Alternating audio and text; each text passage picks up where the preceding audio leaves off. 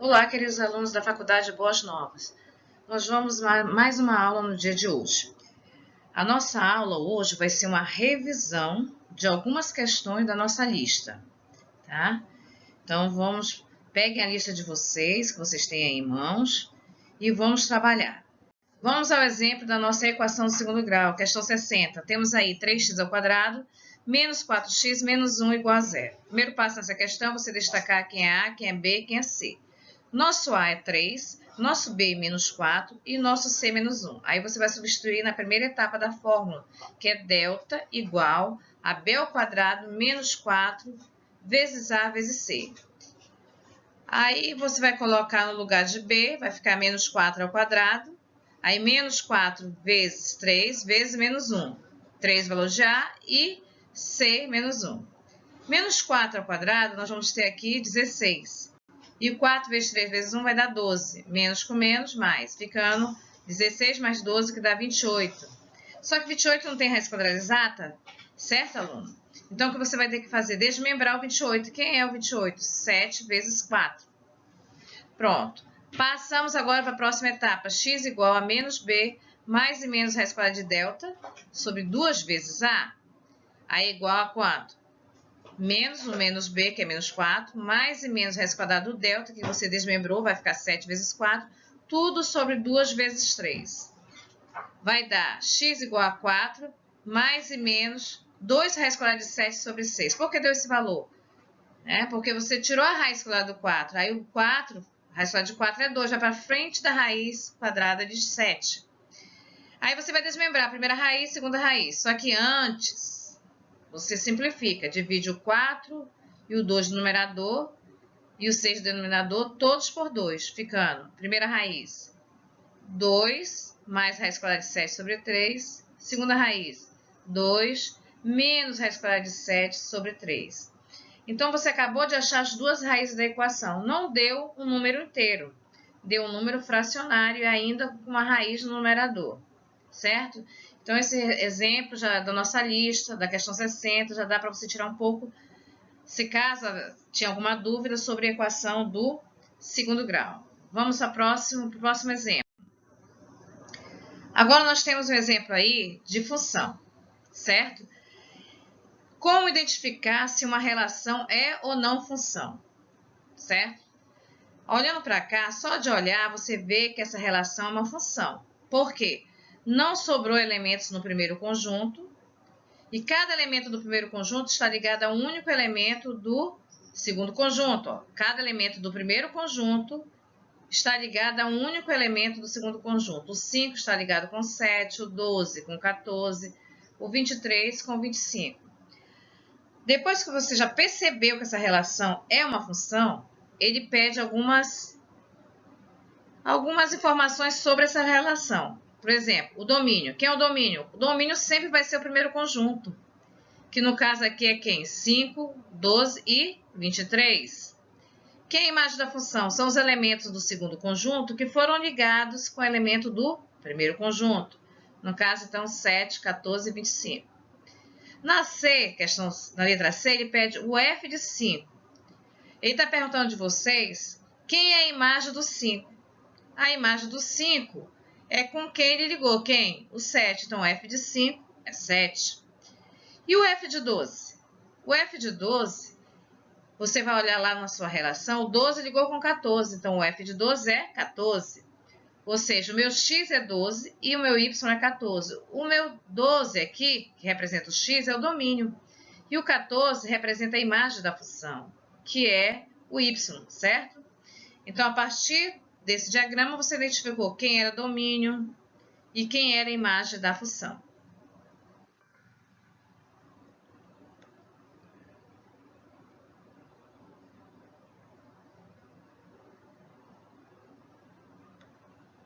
Muito bem.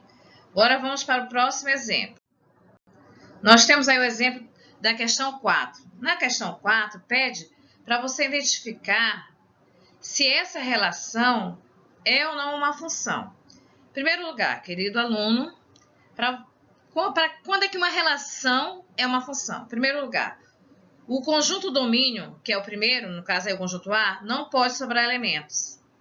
E a segunda condição, cada elemento do conjunto A tem que estar ligado a um único elemento no conjunto B. O que você observou aí? Você observou que o 0 está ligado com o 2, está ligado com o 3, está ligado com o 5. O que significa dizer isso? Que ele tem 3 imagens. Não pode. Cada elemento de A só pode ter uma imagem em B só. Imagina você no espelho, você vê 3 imagens. Tem algo de errado, certo? Então, o que acontece? Cada elemento de A, uma única imagem em B. Então, essa relação não é função, ou seja, a nossa letra A da questão 4 não é função. Vamos agora à questão 4 ainda, mas a letra B. Observe essa relação. Sobrou elementos no conjunto A. Pode sobrar elementos no conjunto A? Não pode sobrar elementos no conjunto A. Então, de cara, você já descarta. Não é função. Vamos agora ao nosso exemplo C, né? Quarta questão ainda, só que exemplo C. Olha esse exemplo. Se você olhar, não sobrou elementos no conjunto A. Olha, não sobrou elementos no conjunto A. E cada elemento de A está ligado a um único elemento em B. Um exemplo, o menos 2 está ligado com 16, o menos 1 está ligado com 1, o 0 está ligado com 0, o 1 está ligado com 1 e o 2 está ligado com 16. Ou seja, cada elemento de A está ligado com um único elemento em B. Isso significa o quê? Que é função. Atende às condições. Não sobrou elementos em A e cada elemento do conjunto A está ligado a um único elemento do conjunto B. Muito bem. Espero que tenham entendido. Qualquer dúvida, nossa aula vai continuar ao vivo no YouTube e vocês vão poder tirar dúvidas pedindo para resolver outras questões ao vivo com vocês, certo? Vamos para a próxima apresentação aqui. Olha esse slide aí que nós temos. Mais uma vez, na questão 6, quer identificar quando, naquela hora, era uma relação através do diagrama, na questão 4. Nessa questão 6, ele vai dar exemplo de gráficos aqui, ó. Tem o exemplo A, B, C e D.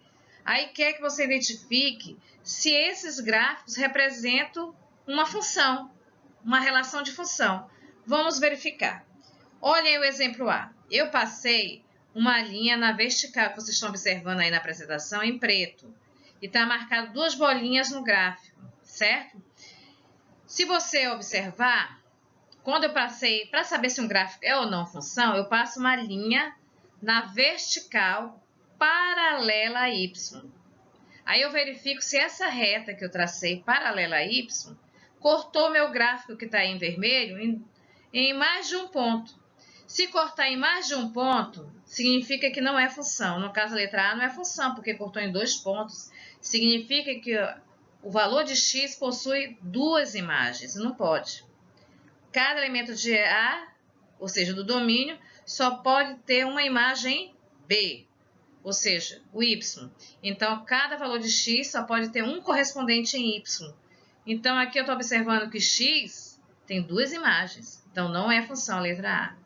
A B, você observa que a linha que eu tracei na vertical paralela a y cortou só em um ponto gráfico. Então, nesse caso, essa relação é função. No caso, uma função constante, tá? Toda vez que eu tenho uma reta paralela ao eixo x, significa que eu tenho uma função constante. Observe aqui a C. Também a minha reta na vertical cortou o gráfico em um único ponto. Significa o quê? Que é função. Quer dizer que o valor de x só possui uma imagem y, certo? Muito bem. Já a letra D, vocês observem que o gráfico já é paralelo a y. Significa que esse ponto aqui, ó, o 2, que é meu x, ele tem toda a reta y como imagem. Imagina? Infinitas imagens. Então, de cara você descarta. Não é função. Muito bem. Vamos ver agora como achar o domínio de uma função. O domínio de uma função são aqueles valores que a função, como eu poderia dizer para vocês, seria a restrição. Quer dizer que o valor de x pode ser qualquer valor, desde que não seja aquele ali que ele colocou como restrição. Então, observe aqui, nós temos aqui f de x igual a 1 sobre x menos 6. O que eu tenho que tomar cuidado aqui? O meu denominador não pode dar zero. Então, o que você vai fazer? Se o denominador não pode dar zero, ele tem que ser diferente de zero, certo? Então, você vai pegar o x menos 6, colocar diferente de zero. Aí você resolve como resolve qualquer equação do primeiro grau, não importa que está diferente de zero. Aí o 6 está negativo, passa o quê? Positivo. Então, o domínio da minha função é quem? O domínio da minha função, eu posso pegar qualquer valor para x, que é o domínio da minha função. Só não pode entrar quem? O 6. Por isso que o domínio da função é igual a todos os reais menos o 6, que você colocou lá em cima, que era diferente de 6, certo? Vamos ver mais um exemplo como achar o domínio de uma função. Vamos mais um exemplo de como achar o domínio de uma função. Você observa que nós temos uma letra aí dentro do radical. Então, quando eu tenho uma letra dentro do radical, dentro de uma raiz, eu tenho que tomar cuidado. Porque essa raiz, principalmente essa que é raiz quadrada, raiz de índice par não admite valores dentro do radicando negativo. Então, você pega o 5 menos x e coloca maior ou igual a zero. Por quê?